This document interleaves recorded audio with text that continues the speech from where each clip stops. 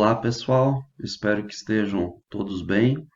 Imagino que estão aí se acostumando com as plataformas, né? Como estão funcionando nossas aulas, nossas dinâmicas durante essas 2 semanas. Até por isso que eu esperei um pouquinho para passar alguns materiais, algumas atividades para vocês.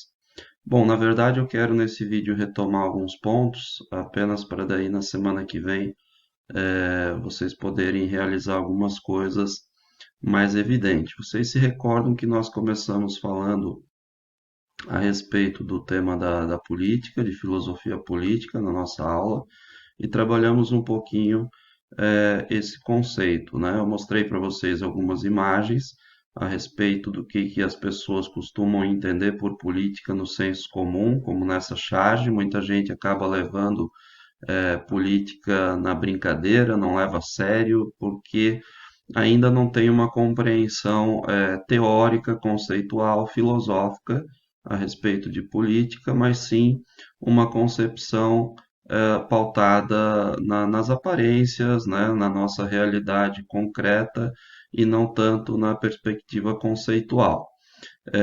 Essas imagens, então, elas demonstram um pouco esse caráter, né, o certo rótulo que as pessoas têm hoje de entender que política tem a ver com corrupção, com ganhar dinheiro, com ganhar benefício de maneira indevida, mas nós também temos esse aspecto na nossa realidade bastante crítico, né, de protestos, de manifestações, às vezes pacíficas, às vezes nem tanto, mas que devem ser encaradas como um fator importante também daquilo que nós podemos perceber, ainda que intuitivamente, a respeito da política.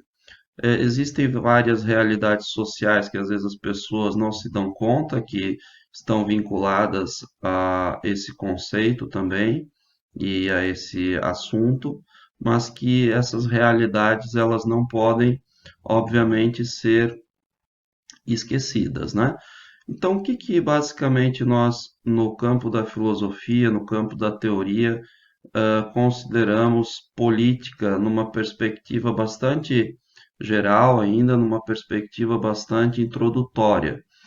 Nós sabemos que a palavra política deriva do termo politeia, que deriva de polis, significando especificamente cidade-estado.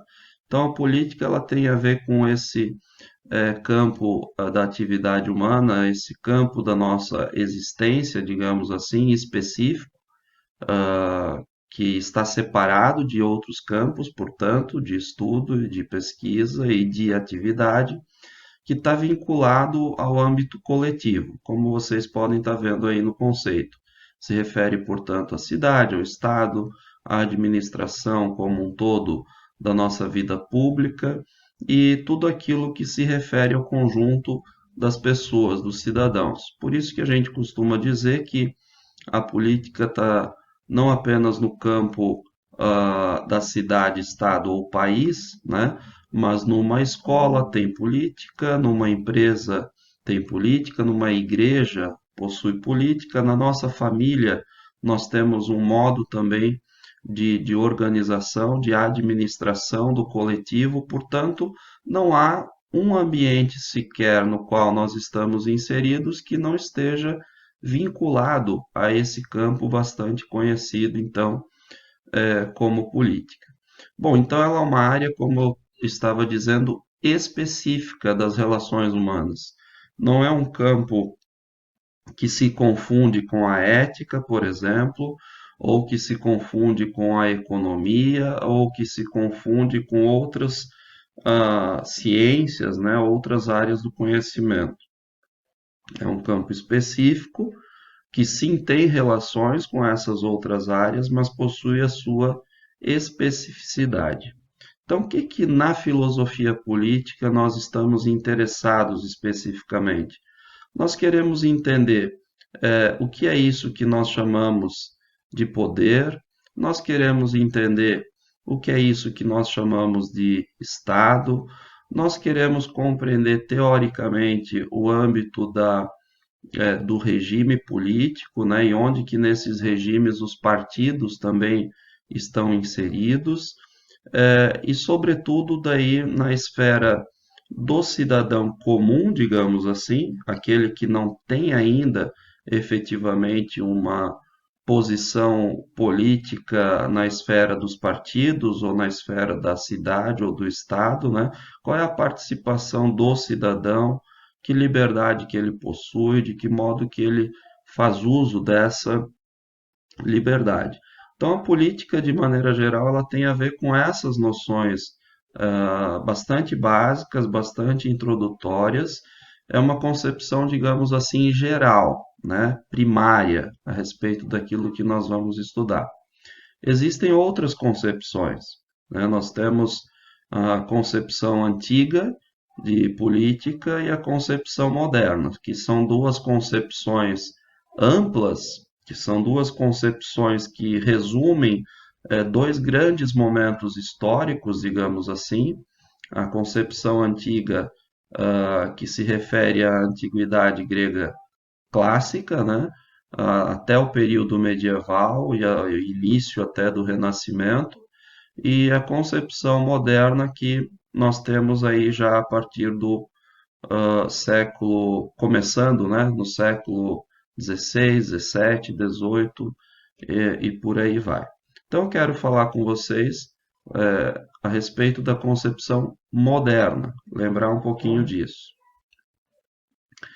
Bom, a concepção moderna de política, ela gira em torno de uma palavra-chave diferente daquilo que os gregos na antiguidade prestaram mais atenção ou focaram, digamos assim, o seu estudo. Na concepção moderna, nós temos uma ideia geral de que o poder é o grande objeto da política. Por isso falamos em formação, distribuição e exercício do poder, no sentido da conquista, da manutenção e da expansão do poder. E o filósofo que contribuiu imensamente com isso, e nós vamos estudar em outra aula, é o Maquiavel. O Maquiavel, famoso lá na história pela separação entre Estado e Igreja, foi quem contribuiu imensamente para essa nova nomenclatura da ciência política. Bom, quando nós estamos falando em poder na política, obviamente nós estamos falando do poder do ser humano sobre o ser humano, diferente daquele tipo de poder que nós estudamos e investigamos no campo da ciência de modo geral, né, da natureza como um todo. Então, dois filósofos são importantes para nós compreendermos algumas óticas em torno disso. Um deles é o Bertrand Russell e o outro é o Norberto Bobbio. Não são posições antagônicas a respeito do fenômeno do poder, mas duas ideias que vão nos ajudar a entender o conceito de poder e como que ele se manifesta na sociedade. Então, Russell vai dizer que o poder nada mais é do que uma capacidade que alguns possuem de fazer as outras pessoas realizar aquilo que ele, que detém o poder, deseja. Os exemplos que o Bobbio nos dá são três: o poder econômico, o poder ideológico e o próprio poder político. Então, se vocês repararem, né, o poder econômico ele utiliza a posse de bens, o poder ideológico ele utiliza a posse de valores, ideias e doutrinas para estabelecer esse tipo de influência, né? E o poder político, eu acho que não está aparecendo aí para vocês, mas ele faz uso da posse dos meios de coerção.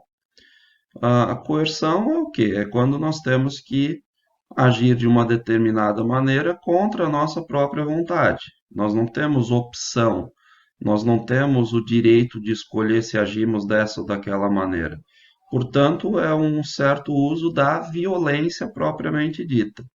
Então, o Bob vai dizer que essas três formas de expressão do poder geram uma sociedade de desiguais. Qual seria a desigualdade que nós podemos perceber no poder econômico? De maneira bem simples, entre ricos e pobres. No poder ideológico, entre sábios e ignorantes. E no poder político, entre fortes e fracos. Bom, Essa é uma ideia bastante introdutória, bastante pontual a respeito da concepção moderna de política. Em outra aula, nós falaremos então a respeito da concepção de Estado, ok?